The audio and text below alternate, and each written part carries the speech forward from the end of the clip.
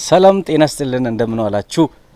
እንግዲህ ዛሬ ይኸው የፍየል እርባታውን ቤት እንደምታዩት ከጀርባችን ጨርሰነዋል።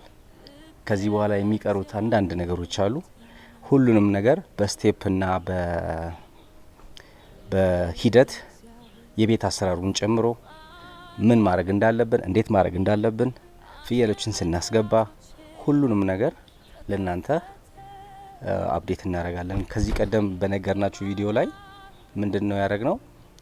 ይሄን ስራ ለመጀመር 6 ወር ነው የቆየ ነው። በ6 ወር ውስጥ ብዙ ጥናቶችን፣ ብዙ ኮርሶችን እንዴት በትንሽ ቦታ ላይ የፍየል እርባታን መስራት እንደምንችል ተምረናል። ይሄን ቴክኒካል ነገሮች ደግሞ ወደ እናንተ ለተመልካቾች ለሚፈልገው ሰው አይቶ ይሄን ስራ በቀላሉ ብዙም ኢንቨስትመንት የማይፈልገውን ስራ ጀምራችሁ የራሳችሁን ቢዝነስ ክሬት ማድረግ እንደምትችሉ ለማስተማር ያክል ነው ይሄን ቪዲዮ የምሰራው።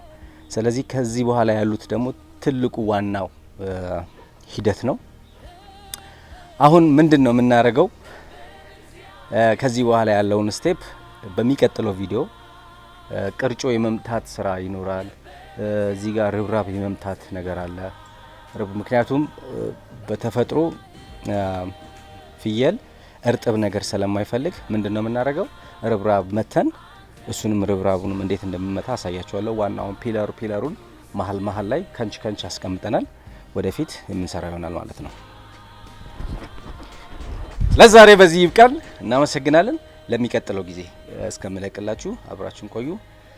ሰብስክራይብ ያላደረጋችሁ ሰብስክራይብ በማድረግ ቤተሰብ እንድትሆኑ ብዙ ትምህርት እንማራለን። ምክንያቱም እኔ ከዚህ ቀደም ያለፍኩትን ኤክስፒሪየንስ ሁሉ ለእናንተ እናገራለሁ። ሁሉም ሰው በአካባቢው በገጠር ኢትዮጵያ የሚኖር የትኛውም አካባቢ ላይ ሰዎች ኢዝሊ በትንሽ ነገር ይሄን የፍየል እርባታ መስራት እንደሚችሉ ለማስተማርና ለማሳየት ነው ይሄን ቪዲዮ የምሰራው እና ላይክና ሰብስክራይብ በማድረግ ቤተሰብ ይሁኑ። የሚቀጥለውን ቪዲዮ ታገኙታላችሁ።